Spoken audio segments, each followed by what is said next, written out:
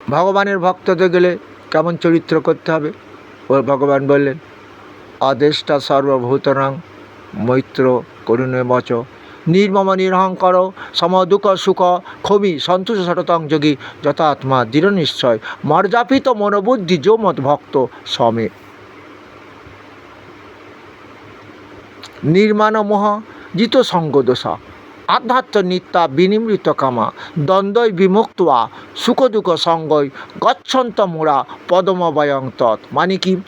মায়া মমতা শূন্য হও, নির্মাণ মোহা জিত সঙ্গদোষ। সঙ্গদোষ মানে কি জানো? ওই যে বললো অর্জুন, আমার পুত্রগণ, আমার পিতামহ, আমার মাতুলকুল শ্বশুরকুল, হ্যাঁ, বুঝতে পারলে? এগুলো ত্যাগ করো, সঙ্গদোষ বলো না বদন দিয়ে।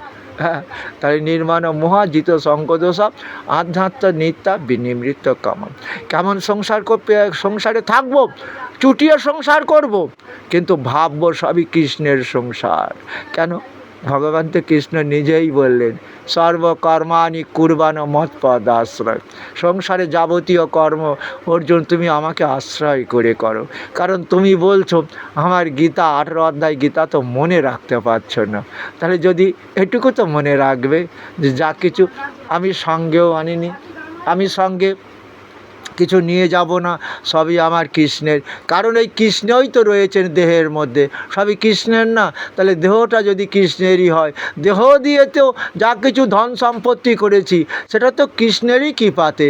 তাহলে কৃষ্ণের সংসার কেন ভাবতে পারবো না? কেন বাড়ি গাড়ি ধন দৌলত সন্তানাদি সবই কৃষ্ণের, কেন ভাবতে পারবো না? সে কৃষ্ণের দয়াতেই তো হয়েছে, কৃষ্ণের দয়াতে হয়নি। কি বুঝলে? কেন?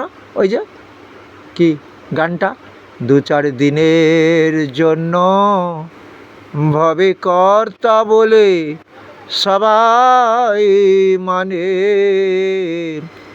সেই কর্তারে দেবে ফেলে কালা কালের কর্তা এলে। তাই শুনতে পেয়েছ? সেই কর্তা ভগবান কৃষ্ণ যখন দেহটা ত্যাগ করলো, বাড়ির কর্তার দশা দেখেছো? হ্যাঁ, বাড়ির কর্তার দশাটা কেমন হবে?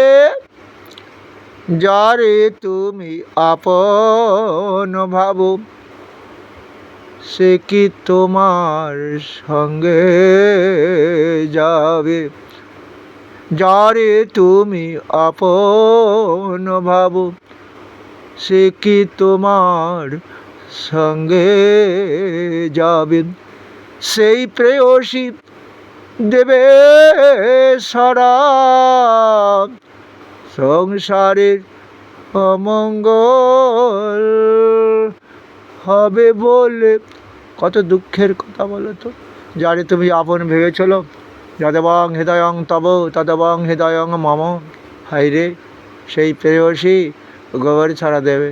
কিন্তু হ্যাঁ, কিন্তু ওখানে একটা দারুণ জ্ঞানের কথা বলছে, বলো হরি। তাহলে এই জগতে হরি আপনজন, সেই হরির সৃষ্টি দেহ, সেই হরি ভগবান রয়েছেন আত্মা বা জীবন রূপে, এই দেহরই তারই সৃষ্টি। তাহলে দেহ দিয়ে আমি কর্ম করছি, দেহ দিয়ে বাড়ি গাড়ি ধন দৌলত তৈরি করছি, সেই হরিরই কৃপাতেই তো হচ্ছে। কারণ হরি যদি, প্রভু আমার যদি দেহ ত্যাগ করে, ওই বাড়ির কর্তার দশা যেমন হবে, হ্যাঁ, সেই প্রেয়সী দেবে ছড়া সংসারের অমঙ্গল হবে বলে। হ্যাঁ, তাহলে আমি এদের মঙ্গল করার জন্য রাত দিন পরিশ্রম করে বাড়ি গাড়ি করলাম। তাই অর্জুন বুঝতে পেরেছ, আমি যেন বলো না, সেই ভগবান কৃষ্ণের কৃপাতে হয়েছে। তাই সর্বকর্মাণি কুর্বাণ মৎপদ আশ্রয় মৎ প্রসাদাদ বাপ্নতি শাশ্বত পদমময়। এটা যদি আশ্রয় করে করতে পারো সবই কৃষ্ণের, তাই দেহের মৃত্যুর পর আত্মা কী হবে বলো তো? হ্যাঁ, সদ্গতিই তো হবে, সবই তো কৃষ্ণের। আমার তো বলেনি। আমার যারা বলে তাদের মায়ার জগতে মোহিত হয়ে আবার বারবার আমার বলে, আবার ফিরে আসতে হবে ওই যে মৃত্যুময়ের সংসারে, হ্যাঁ, যাতায়াত করতে হবে। হ্যাঁ, তাই তো কি বললেন ভগবান গীতাতে? তাই বলছেন তো।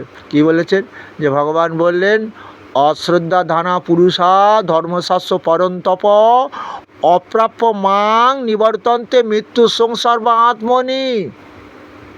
হে অর্জুন, যাদের আমার প্রতি বিশ্বাস নেই, শ্রদ্ধা ভক্তি নেই, শুধুই আমি অহংকার করে, বুঝতে পেরেছ?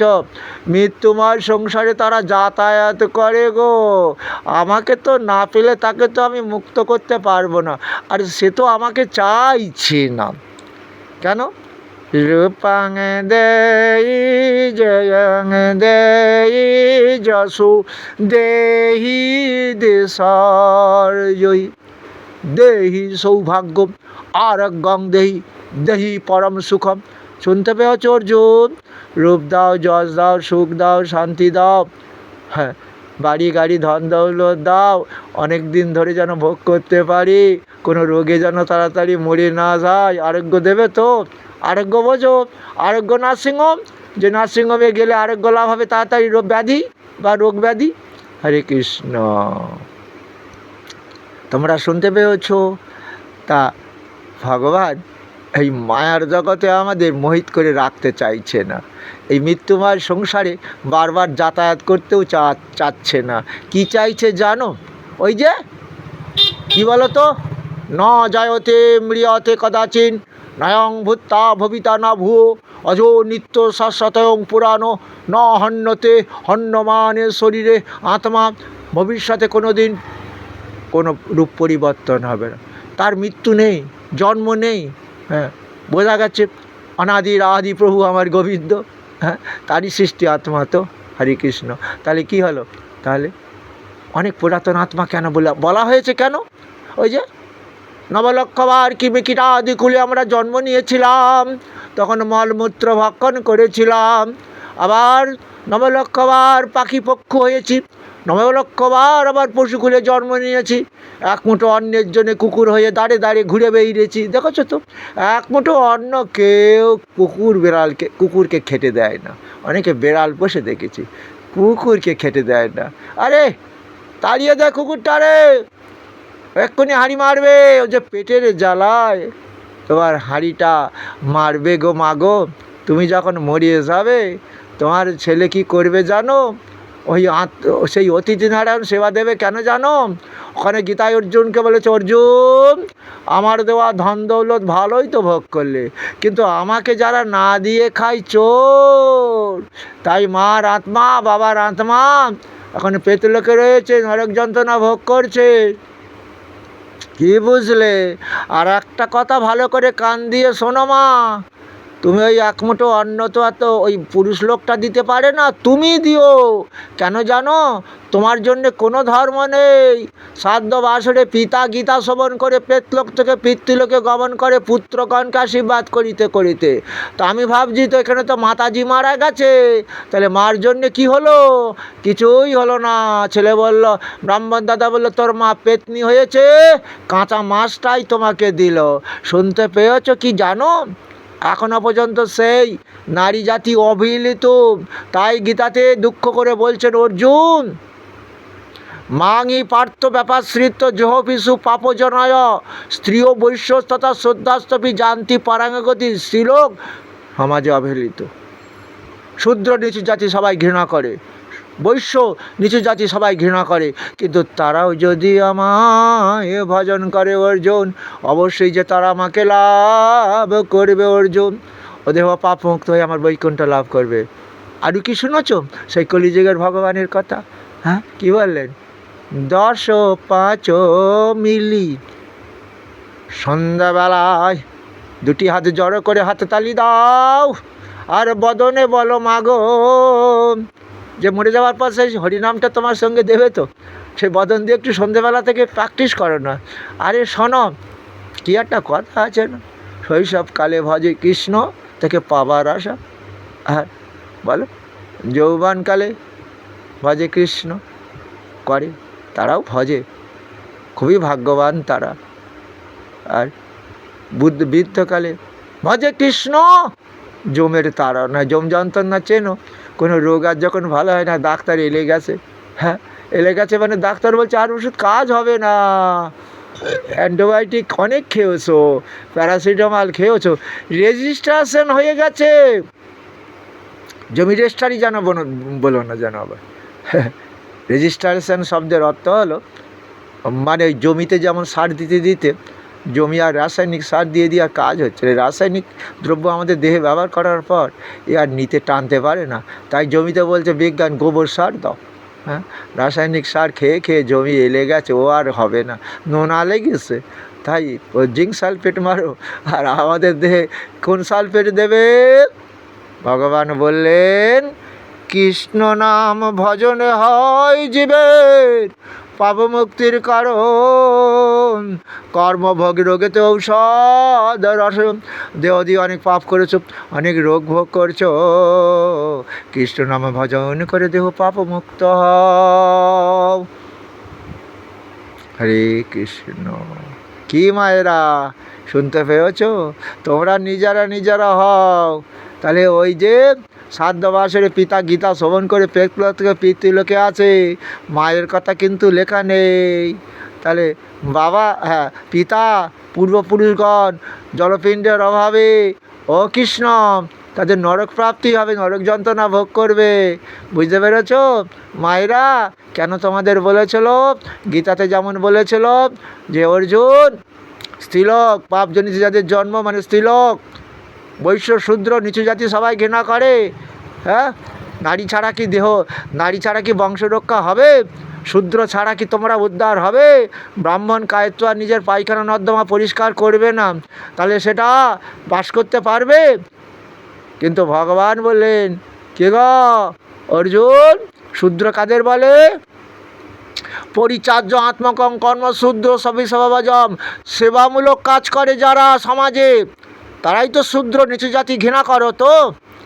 আর বৈশ্য তারা কি শ্রেষ্ঠ সমাজসেবী নন? কী করে বলো? বৈশ্য কাদের বলে? কৃষি, গোরক্ষা, বাণিজ্য, বৈশ্য কর্ম স্বভাব। কৃষিকাজ, ব্যবসা বাণিজ্য, গরু বাছুর পালন করে, তাদের বলে বৈশ্য। কৃষিকাজ জানো? যারা নাঙল চালায়, কোদাল কোপায় তারপরে নাঙল চালায়, যারা কোদাল কোপায় নাঙল চালায়, বন্দা ভূমিতে করে চাষ। হ্যাঁ, যারা অন্ন যোগায় কাদের? সমস্ত মানবগণের, পশুগণের, তাই তো? সমস্ত জীবের যে অন্ন যোগাচ্ছে সে কি নিচু হতে পারে? আমি গীতা পাঠ করছি, আমি পুজো করছি ব্রাহ্মণ, আমার মন্ত্র গেংড়ে যাবে কেন? ক্ষুধার জ্বালা বড় জ্বালা, পেটের জ্বালা বড় জ্বালা। কি গো শুনতে পেয়েছ? তাই জন্যেই তো মহাপ্রভু লড়েছিল যে নিচু জাতি নহে কৃষ্ণ ভজনের অযোগ্য, সৎকুল বিপ্র নহে ভজনের যোগ্য, যেই ভজে সেই বড় হীনক্ত ছাড়, কৃষ্ণ ভজনের নাহি জাতি কুলাদি বিচার। কৃষ্ণ নাম ভজন করো। ব্রাহ্মণের বাড়িতে গিয়ে সেই শূদ্র আজকে হরিনাম গেয়ে বাবা, ব্রাহ্মণ দাদার বাবাকে উদ্ধার করে দিচ্ছে। আবার এই মহাপ্রভুর পিছন লেগেছিল ব্রাহ্মণেরা, নিমাই বেদপাঠ হয় না, বেদপাঠ কর, যাগযজ্ঞ কর। এখন ওই জন্য বেদপাঠের প্রচলন আছে। ওখানে বেদপাঠ করার পর তাহলে হরিনামটা কেন দেওয়া হলো, গীতা পাঠটা কেন দেওয়া হলো? কারণ ওই যে অর্জুনকে বলেছিল মৃত্যু সর্বহরস্য, আমি কৃষ্ণ এখন জীবের কর্মে অনুযায়ী মৃত্যু দিয়ে থাকি, ভবিষ্যতে ওই আত্মাটা দিয়ে দেহ তৈরি হবে, কারণ ওই দেহ দিয়ে অনেক পাপ করেছে, প্রেতাত্মা হয়েছে, পিণ্ড কবার খেতে হবে অর্জুন, কবার। বৈতরণী নদী পার হতে পারছে না খোকা তোর বাবা, তাই ভগবান কৃষ্ণকে একটা কালো গাভী দে। কালো গাভী কী করবে? তোর বাবাকে দেবে, গাভীর লাশ ধরে তুই কোথায় চলে যাবি? স্বর্গে চলে যাবি তো, তোর বাবা স্বর্গে চলে যাবে তো। কিন্তু মরা বাবাকে আবার টেনে আনা হচ্ছে, সে তো স্বর্গে চলে গেছে, বাৎসরিক করতে হবে, আবার পিণ্ড দিতে হবে। অর্জুন কতবার কি পিণ্ড খেতে হবে শোনাছ? আবার মা বলছে খোকা তোর বাবার মনে হয় এখনও গতি হয়নি, যা তর্পণ করি হয়, আর একটু যদি গয়ায় গিয়ে পিণ্ড দিয়ে আসতে পারিস খুব ভালো হয়, তাড়াতাড়ি করে গয়ায় পিণ্ড দিলে গতি হয়ে যায়। অর্জুন শুনতে পেয়েছ কি? মায়েরাও শুনতে পেয়েছ? গীতা পড়ো, গীতা নাম উচ্চারণ করো, কত সহজ করে দিয়েছে ভগবান। সংসারে অনেক কাজ, গঙ্গা গীতা, খুন্তি নাড়োয়ার বলো না, গঙ্গা গীতা সাবিত্রী সীতা সত্যাপতিব্রতা ব্রহ্মাবলী ব্রহ্মবিদ্যা ত্রিসন্ধ্যা মুক্তি গেহিনী অর্ধমাত্রা চিদানন্দা ভবগ্নিভ্রান্তি নাশিনী বেদত্রয়ী পরানন্দা তত্ত্ব জ্ঞান মঞ্জরি। কি গো? হ্যাঁ, সতী সাবিত্রীর নাম করো, সতী সাবিত্রীর মতন হও। সতী হলে কি হয়? ওই যমরাজের কাছ থেকেও ভগবান মা সীতা সাবিত্রী স্বামীর কী হয়েছিল? প্রাণ ফিরে এনেছিল। তো তোমাদের স্বামীগুলো তো অকালে চলে যাচ্ছে মা, কারণ কলিযুগে সতী নারী থাকবে না, উচ্ছৃঙ্খল জীবনযাপন করবে। বুঝতে পেরেছ? তাহলে সতী সাবিত্রী কি করে হবে? গীতা পড়ো। ওই যে গীতা জ্ঞান লাভ করতে করতে দেখবে এই দেহের মধ্যে কাম ক্রোধ লোভ কবে চলে গেছে, ওরা থাকতে পারিনি। সেই জন্যই মহাপ্রভু বলেছিল, মাগো গীতা পড়ো, কৃষ্ণ ভজন করো, অর্থাৎ ভজ কৃষ্ণ, বল কৃষ্ণ, লহ কৃষ্ণ শিক্ষা। তাহলে সন্ধ্যেবেলায় দাঁড়িতে বসে একটু হরিনাম করো মা। বুঝতে পেরেছ? হ্যাঁ, হরে কৃষ্ণ হরে কৃষ্ণ কৃষ্ণ কৃষ্ণ হরে হরে, হরে রাম রাম রাম হরে হরে। বৃন্দাবন তৈরি করো মা। বৃন্দাবনে অকাল মৃত্যু হবে না। হরিদাস তার কি অকাল মৃত্যু হয়েছিল? ইচ্ছা মৃত্যু লাভ করেছিল। সে যে নিজেই বদন দিয়ে হরিনাম সংকীর্তন করতো, দেহটা বৃন্দাবন বানিয়ে দিয়েছিল। আর ওই জন্য আমরা যাই কোথায়? হরিদাসের সমাধিতে। হরিদাসের সমাধি যাই কেন? ও যে বৃন্দাবন করেছিল। ওই যে সেই গাছ, কি গাছ বলো তো? যে গাছের তলায় বসে হরিনাম ভজন করতো দেহটা, সেটা পবিত্র তীর্থস্থান তৈরি হয়ে গেল। তো কী গো, বৃন্দাবন তৈরি হয়েছে না? তোমরা সেই বৃন্দাবনে বেড়াতে যাও তো। কোন বৃন্দাবন বলো তো? হ্যাঁ, এ বৃন্দাবন আর একটা বৃন্দাবন কোথায় বলো তো? সেটা হচ্ছে জগন্নাথ প্রভু। সে জগন্নাথ প্রভু তো কৃষ্ণ, আলাদা কি? আলাদা নয় তো। তা সেটাও তো বৃন্দাবন। এর নাম হলো বৃন্দা দেবীকে প্রতিষ্ঠা করেছিল। এখানে প্রভু জগন্নাথ রূপে আমার মহাপ্রভু রয়েছেন। তাই তো যে কৃষ্ণর দেহ, হ্যাঁ, এখন অর্জুন দাহ করলো, কিন্তু সেটা তো পড়লো না, নাভিকুণ্ডটা, সেটাই তো দারুভিক্ষ হলো। সেটা দিয়েই তো তোমার জগন্নাথের মন্দির, জগন্নাথ প্রভু হলেন, আমার বলভদ্র হলেন, আমার মা কে হলেন? মা ওই যে কি, কে বলো? আমার বলভদ্র আর আমার প্রভু জগন্নাথ আর তাদের বোন সুভদ্রা হলো তো। হ্যাঁ, তাহলে সবই তো সেই কৃষ্ণ। তোমরা ভজ কৃষ্ণ, বলো কৃষ্ণ, লহ কৃষ্ণ শিক্ষা। হরে কৃষ্ণ কৃষ্ণ কৃষ্ণ হরে হরে, হরে রাম রাম রাম হরে হরে। শুনেছ শ্লোকটা? যৎ করসি যৎ স্নাসি যজ্জু হসি দাসি যৎ তপস্যসি কন্তয় তৎকুরিষ্য মৎপন্নম শুভ ফলৈর এবং মোক্ষসে কর্ম বন্ধনই সন্ন্যাস যুক্ত আত্মা বিমুক্ত মামু পরিশসী। অর্জুন, জপ করো, ধ্যান করো, যাগ করো, যজ্ঞ করো, যাতে আমাকে করা হয় এইভাবে করো। হ্যাঁ, এইভাবে করতে করতে কী হবে? শুভ অশুভ সব কাজ তো আর শুভ কাজ করো, কিন্তু সব কাজ থেকে তো শুভ ফল পাওয়া যায় না। এটাই আমাদের বিপদ। তা আমরা কষ্ট পাই। তাহলে এইভাবে, হ্যাঁ, আমি অশুভ কাজ অনেক সময় করে ফেলি, শুভ কাজ। হ্যাঁ, তাহলে সন্ন্যাস যোগ হয়ে কী হবে? অশুভ যে কাজগুলো করেছি সেটাও ওই সন্ন্যাস, অর্থাৎ কী হবে? ওটা দেহে কোনো পাপ সঞ্চার করতে পারবে না। কারণ সেই যে ভগবান বলেছে, হ্যাঁ, সব কাজ তো তোমার পক্ষে শুভ হবে না, তবে তুমি কি করবে? ওই যে কি করবে? যদি গীতা যজ্ঞ করো, ভাগবত যজ্ঞ করো, এইভাবে তোমরা দেহ পাপমুক্ত হতে পারবে না। ওই যে অশুভ কাজ কি করেছিল আমার পরীক্ষিত রাজা সৌনিক মুনির গলায় মরা কেউটে সাপের মালা করে পরিয়ে দিল। হ্যাঁ, তাহলে দেহ দেহ অশুভ কাজ করেছে, এটা করলো কলির প্রভাবে। কারণ পরীক্ষিত রাজা ছিল ধার্মিক রাজা, তো আর কলিতে তো ধার্মিক রাজা থাকবে না। দেখছো না কোটি কোটি টাকা সব আত্মসাৎ করে ফেলেছে। হ্যাঁ, কত কী দেখেছো, একটারে বিচার হয় না। হ্যাঁ, কী হবে, ভগবানের বিচার আরম্ভ হয়ে গেছে। তুমি বলেছে কি 63 কোটি লোক পৃথিবীতে থাকবে, এইভাবে চলে যাবে। আমাদের ভাগবতে লেখা আছে যুদ্ধে মারা যাবে, মহামারীতে মারা যাবে, যে ভূমিকম্প, প্রাকৃতিক দুর্যোগে। তার দরকার কি আছে বাবা, দেহের মৃত্যু হোক গে যাক, আমার মৃত্যু হবে, আমার আত্মা তো কৃষ্ণ। সেটাই মহাপ্রভু চেয়েছিলেন, ভজ কৃষ্ণ। তাতে একটু মন দাও, কৃষ্ণ নাম ভজন করো। বুঝতে পারলে মায়েরা, তোমরাও ওই বৃন্দাবন তৈরি করো। পুরুষগুলো তো বাইরে বাইরে থাকে, তাই সন্ধ্যেবেলা একটু হাততালি দিয়ে, তোমাদের মহাপ্রভু বলেছিল যে একটু হাততালি দাও আর গাও, হরে কৃষ্ণ কৃষ্ণ কৃষ্ণ কৃষ্ণ হরে হরে, হরে রাম রাম রাম হরে হরে। তাহলে এই বৃন্দাবন তৈরি করলে, বোম পড়লেও তখন ওই হরিনামই করতে পারবে।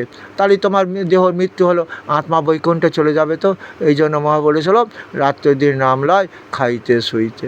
বুঝতে যাচ্ছে না, খেতে খেতে শুতে শুতে বোম ফেলে দিচ্ছে। হ্যাঁ, মরে যাচ্ছি, মরবো কে, দেহে মরবে?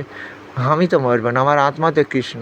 তাহলে এই মন দেহ দিয়ে আমাদের কৃষ্ণ নাম ভজন করতেই হবে। তাই অর্জুনকে তাই বলেছিল মহাপ্রভু, কী বলেছিল বলো তো, কি সোনা মিশ্র, হ্যাঁ, যেটা বলেছিল যৎ করসি যৎ স্নেহসি যজ্জু হসি দাদাসি যৎ তপস্বী গন্ত তৎকৃষ্য মত প্রণাম। তাই সেই মহাপ্রভু বললেন যে, কি বললেন, সুনা মিশ্র কলিযুগে নাহি তপযোগ্য, যেজন ভজে কৃষ্ণ তাহার মহাভাগ্য। অতএব গৃহে তুমি কৃষ্ণ ভজ গিয়া, কুটিনাটি পরিহারি একান্ত হইয়া। হ্যাঁ, সাধন তত্ত্ব যা কিছু সকল কৃষ্ণ নামেই মেলাবে সকল।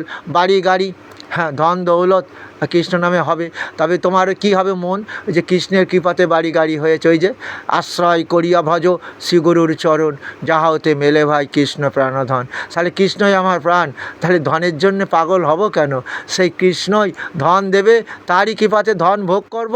এমনকি মৃত্যুর পর তিনি তো বলেই দিয়েছেন, কি বলেছেন, যে অর্জুন মন মনা হব মদ ভক্ত মজ্জাজিমাং নমস্কুরু মামে বৈশ্যসী। হ্যাঁ, আমাকে মন দাও, আমার ভক্ত হও, আমার পূজা করো। আত্মা তোমার দেহের মৃত্যুর পর আত্মা আমার কাছেই থাকবে, কারণ ওটা আমার কাছেই চলে আসবে। ওই দেহ দিয়ে তুমি তো আমাকে ভজনা করেছো। ওগো অর্জুন, এর পরেও কি তোমার পিণ্ড খাওয়ার চিন্তা হচ্ছে মনের মধ্যে? বলো না অর্জুন।